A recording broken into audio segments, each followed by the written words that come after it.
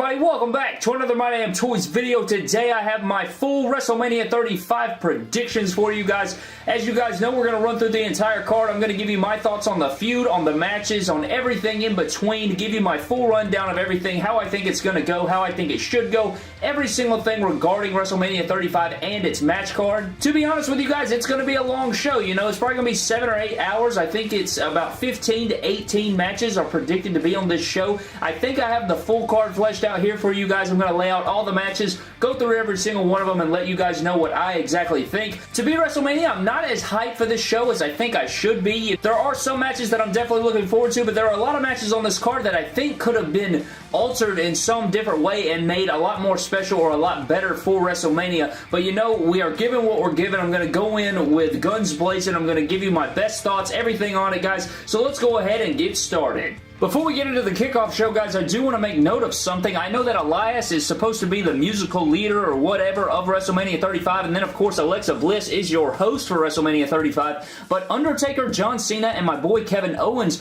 are not advertised for any matchups. Are they going to be intertwined with something with Elias? That's what I would figure. You know, if Undertaker, my boy John Cena, and Kevin don't show up, then I guess they would be thrusted into something with Elias or Alexa Bliss throughout the show. Given that Kevin Owens has been, you know, doing his KO show on SmackDown Live the past couple of weeks, I think that, you know, he could easily interfere with Alexa Bliss or do something of that nature with Alexa Bliss, mixing him with Elias, possibly The Rock, John Cena, or Undertaker showing up, and I think that is something that will happen. But I do hate that my boys John Cena and Kevin Owens will not be wrestling on this show, or at least it doesn't look that way.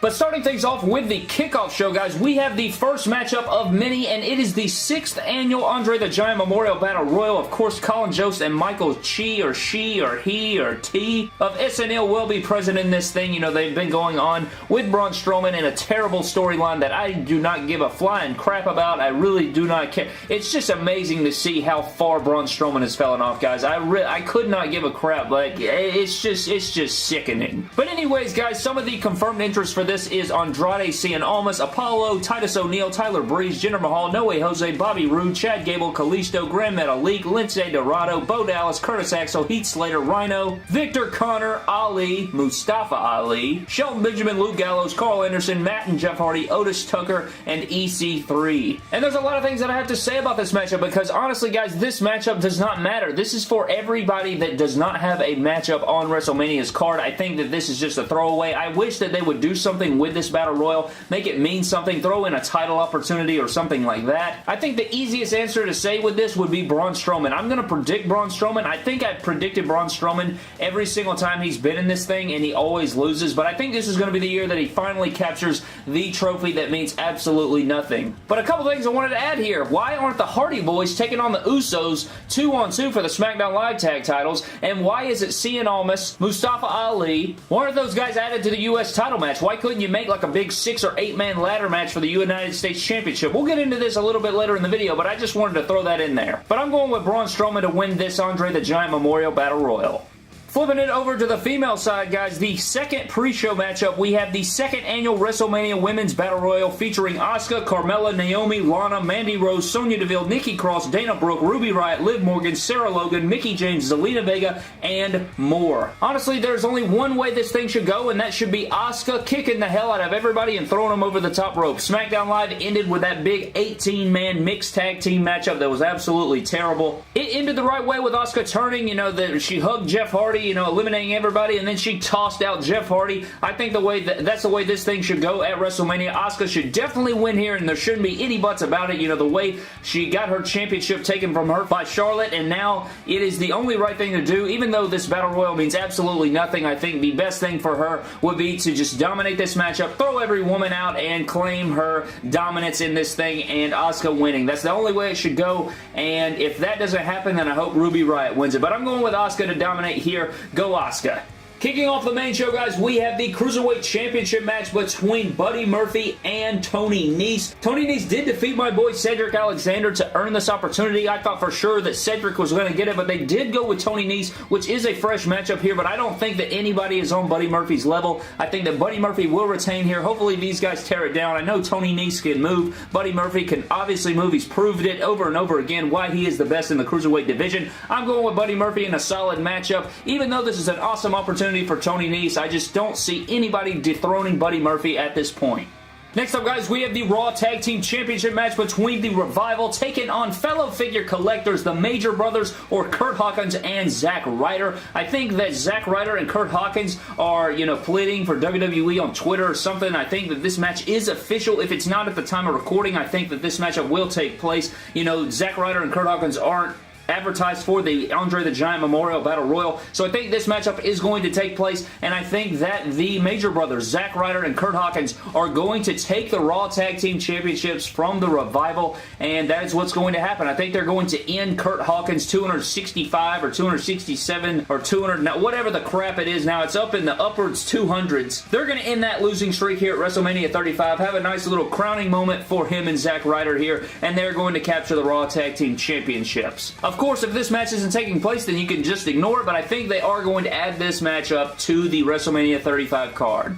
Next up, we have the Fatal 4-Way for the WWE Women's Tag Team Championships between the champions Sasha Banks and Bayley defending their titles versus the Iconics versus Beth Phoenix and Natalya versus Tamina Snuka and Nia Jax. And to be honest with you guys, I thought they could have done this matchup a whole lot better. I wish they would have done the Tag Team Champions versus a team from Raw versus a team from SmackDown versus a team from NXT. I thought that would have been a lot better here. The random tag team thrown together of Beth Phoenix and Natalya is just super random to me. Nia Jax and Tamina Snuka have had like a million title opportunities. Why the crap are they getting so many title opportunities? They're two of the worst wrestlers in the entire world, and they keep getting all these opportunities, and they're just terrible stuff, man. And then the Iconics, whatever. I think that Sasha Banks and Bayley should win this matchup. I don't think they will. I think they're going to give the titles to the Iconics. I think they're honestly going to do that. Peyton Royce and Billie Kay, I think they are honestly going to put those titles on them. Even though I want Bayley and Sasha to win, I'm going to predict that the Iconics win here in this matchup. I don't support that idea. I don't want that to happen, but I think it's going to happen, guys. The Iconics are going to go home with the Women's Tag Team Championships following WrestleMania 35. Next up, we have the last of our tag team efforts at WrestleMania 35. It is the Fatal 4-Way for the SmackDown Live Tag Team Championships between the champions, the Usos, defending their titles against Ricochet and Aleister Black, Sheamus and Cesaro, aka The Bar, and then finally Rusev and Shinsuke Nakamura, which is something I want to bring up to you guys. First of all, why is Aleister Black and Ricochet challenging for the SmackDown Live Tag titles at WrestleMania when they were just over on Raw on literally Monday night challenging the Revival for the Raw Tag Team Championships? And then another thing I want to say is, why is Rusev and Shinsuke Nakamura even a tag team? They would be much better off taking Shinsuke Nakamura and Rusev, Mustafa Ali and Cien Almas, take R-Truth as well, plug them into the Rey Mysterio versus Samoa Joe matchup, and you have a big United States Championship ladder match at WrestleMania. That would be a lot better. You would remove all these multi-man Fatal 4-Way Tag Team Championship efforts. You could take Ricochet and Aleister Black off the card. They don't have to be on WrestleMania. I think they lift the card up. However, since they are going to be in a match on Friday night at NXT TakeOver, I think you could take them out. You could take the Bar out, put them in the Andre the Giant Memorial Battle Royal, and bring the Hardys out of the Memorial Battle Royal, and then challenge the Usos in a 2-on-2 Tag Team Championship match. That's the way I would book WrestleMania if it was my power. I think that would be a lot more better. You'd have the U.S. ladder match. You would give Aleister and Ricochet a little break. You'd have the Bar replace the Hardys, and the Hardys replace the Bar, and you would have such a great effort there, man. But I'm not going to lie to you. The 8-man tag these guys had on SmackDown Live this past Tuesday, last night, was absolutely fantastic. I thought the flow of the match was good. You had everybody getting their spots in, and I think that if this matchup here at WrestleMania goes anything like that, which I'm sure it will, all 8 of these guys can work, I think it's going to be a great matchup at Mania, and it could possibly be the best tag team match that we see at the entire show. So I think that the Usos are going to retain here. I don't see them dropping the titles right now. I think that they're going to move on to another pay-per-view and finally take on the Hardy Boys, most likely, and possibly lose there or something, but I don't see them losing here at Mania. I'm going with the Usos to retain.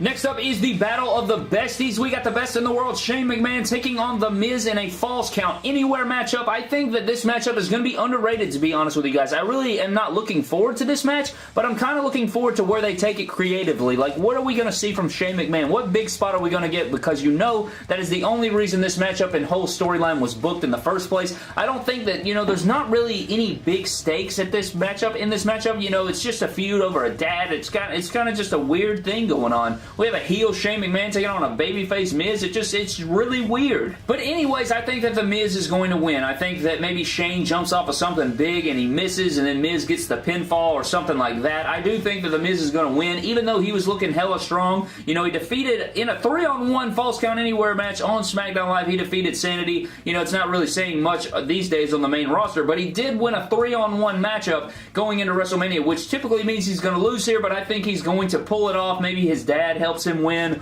or something, but I do think that The Miz will win in a nice little... I'm telling you, man, it's going to be underrated. Shane McMahon always puts on a show, so don't be surprised if this match kind of, you know, stands out from the rest.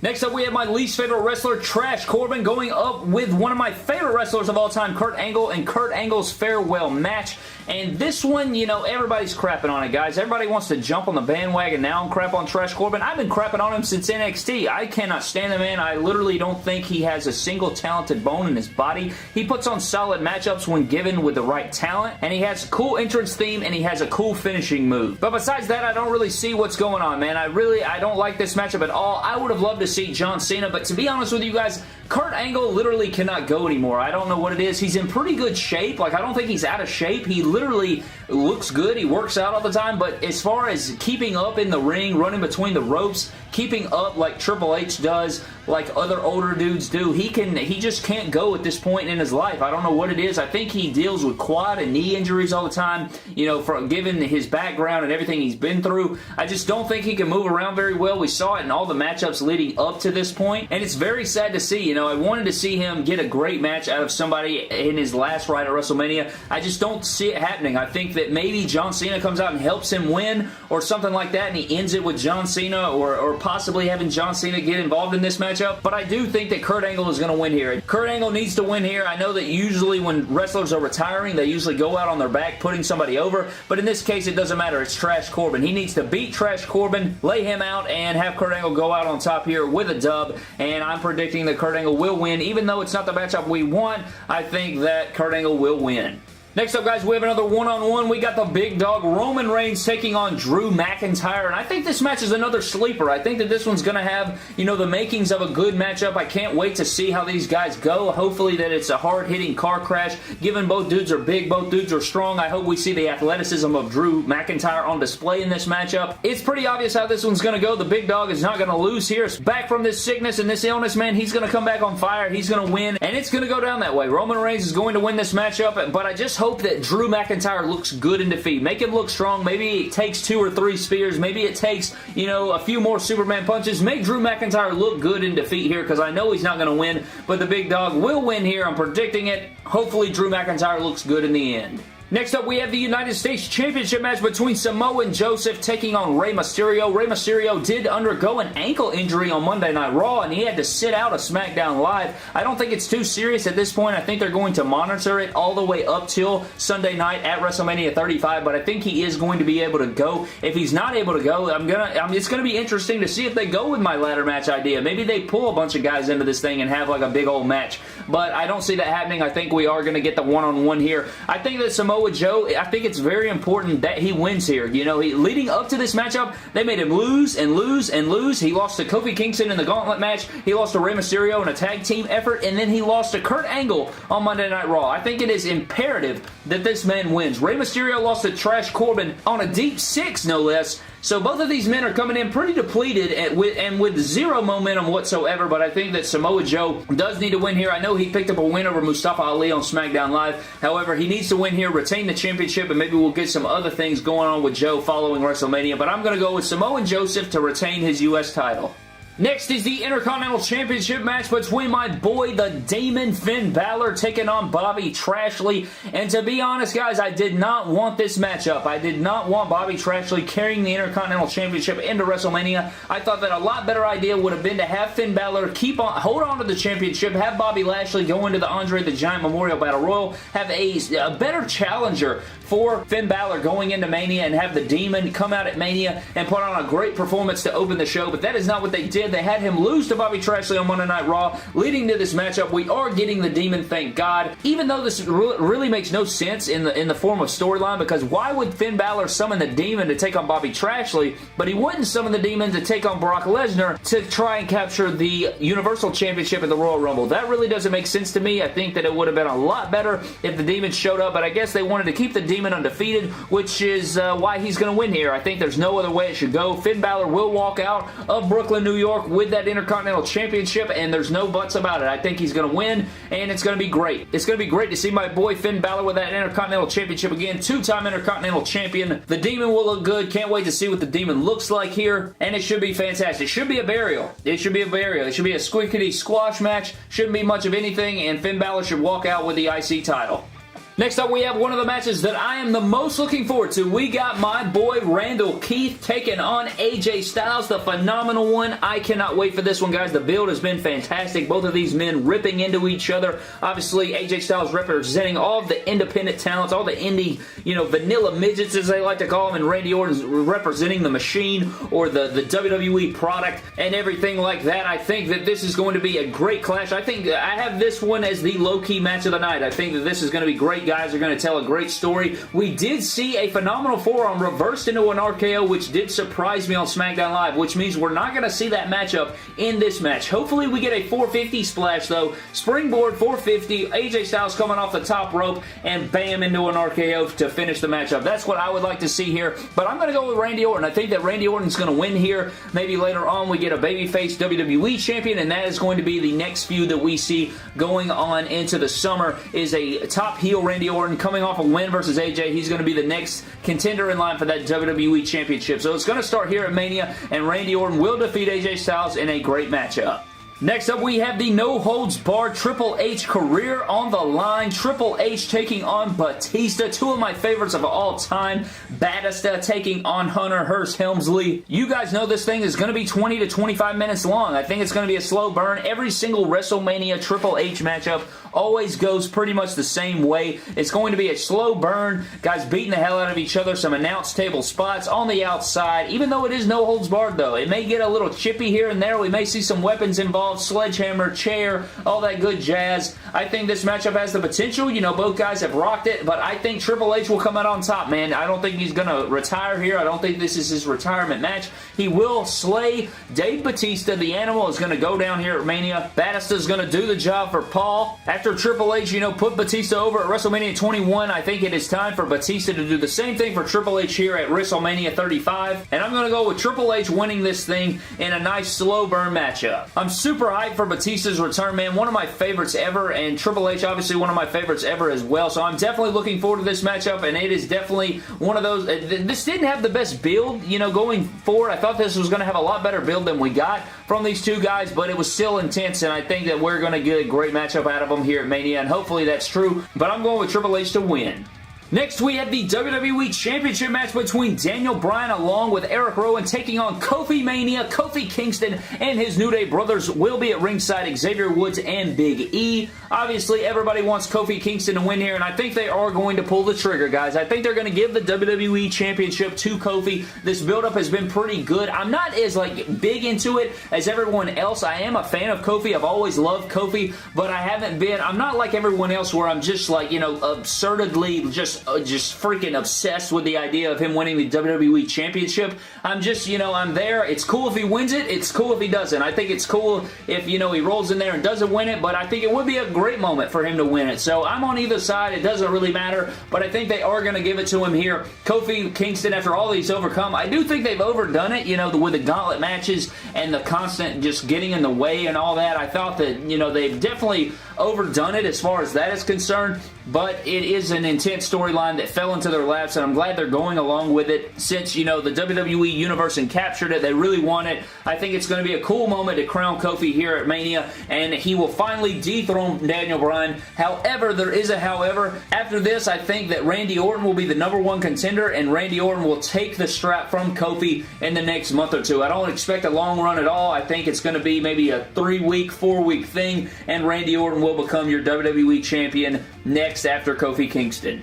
Next, we have the Universal Championship match between the Beast Incarnate Brock Lesnar taking on my boy Seth Rollins. And to be honest, guys, Seth Rollins is not winning this match, man. I'm going to go ahead and tell you, I'm going with Brock Lesnar to retain. I know it sucks. I don't want it. I want the I want the Universal Championship on Monday Night Raw every week. I want my man Seth Rollins to hold that Universal title. I think it would look great on his waist. I think it would be a beautiful plaque to get and hang on my wall, dethroning the Beast, ending this reign of terror at WrestleMania 35, but I just don't see it happening, man. They're not going to give us, you know, Kofi, Becky, and Seth Rollins all winning it, and you just have to sit back and you have to realize that we're not going to get 8 fairy tales in one night. It's not going to be Kurt Hawkins, Rey Mysterio, you know, Aleister Black and Ricochet. It's not going to be everybody winning their title matches. It's just not. That doesn't make, you know, storyline. You got to have some heels retain, and I think they're going to do it here, man. If it were me booking it, I would totally have Seth, Kofi, and Becky winning, but I just don't think we're going to live in a fantasy land here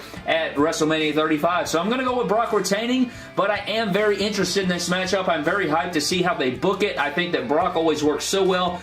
Every match he's had, you know, with AJ, Daniel Bryan, Finn Balor, smaller guys like that, he always rocks the house. The matchup that Brock Lesnar, Seth, and John Cena had was great. Of course, you don't have John Cena in the matchup, but I still think with Seth, he can do some great work, and I can't wait to see, you know, how they book this matchup, how it goes about. But I would love to see Seth Rollins win, but I'm going to pick for my predictions Brock Lesnar retaining the Universal Championship. And mercifully, we're at the main event, guys. The first ever women's main event of WrestleMania. My girl Becky Lynch taking on Ronda Rousey and Charlotte Flair in a triple threat match. Winner take all for the Raw and SmackDown Live Women's Championship titles. Now, I gotta say, this if we're talking about storylines that have been overbooked, this is definitely one that has been overbooked. Since October, we knew that this matchup was going to be building. We knew that we were going to get to this matchup eventually, but all of the obstacles and the fire hoops and the daggum ramps and just everything we had to get through to get to this point, man. I am so ready for this matchup, and I'm ready for this little debacle and storyline to come to a conclusion, because my God, man, we had like several suspensions, several arrests, we had injury angles and Royal Rumbles and interferences and this and that, and this person attacks this person, but if this happens, then this happens, but this, and then we had the other title added, and then we had this title this, and it's just absolutely nuts to think of all of the road that we have went down to get to this matchup. But with that being said, hope to God, with all of that being said, Becky Lynch walks out of WrestleMania 35 with both the Raw and SmackDown Live Women's Championships on her shoulders, ending WrestleMania with the fireworks and everything, holding both titles high, the crowd going nuts, and hopefully that's the way this goes. I heard there's a rumor going around that, you know, something big, a huge swerve is coming for the ending of WrestleMania 35. That's just, you know, something that I heard. However, you never know. I mean, we hear crap all the time. We hear different rumors and we hear different storylines and all that crap going around every single year around WrestleMania time, so you have to take everything with a grain of salt. But I'm looking forward to this match. Hopefully these women deliver, and you know, they live up to the hype, and they deliver on what they can do. I know that they can do it. They've delivered. Every single woman in this matchup has delivered every single time they step foot in the ring, and I'm excited for it, and I can't wait. And I think that Becky Lynch is going to win here, hopefully, and I'm going to predict Becky Lynch to win. You know, I had Kofi winning, I had Becky winning, and I have Brock winning. That's pretty fair there. You got 2 out of the 3. It's not all 3, but it's, you know, it's good enough. But with that being said, that is my full WrestleMania 35 predictions, guys. If you guys made it all the way through, you guys are actual champions. I love you so much. If you stayed all the way to the end, comment down below My Damn Mania, and I will really appreciate that. You guys are so awesome if you stayed to the very end. I would love to know your thoughts down below on my predictions as well as your own predictions. Comment if you can remember all of the matches. Be sure to comment down below all of your favorites, which match you're looking the most forward to, as well as who you think is going to win. Thank you guys so very much for watching. Subscribe to the channel for more epic WWE figure videos. Follow me on Instagram and Twitter at MyDamnToys. I will be live tweeting during WrestleMania, and I will be probably adding stuff to my Instagram story, guys. So if you have a Twitter or an Instagram, definitely go give me a follow at MyDamnToys as you see it. And that is all. Thank you guys so much, and I will see you in the next video.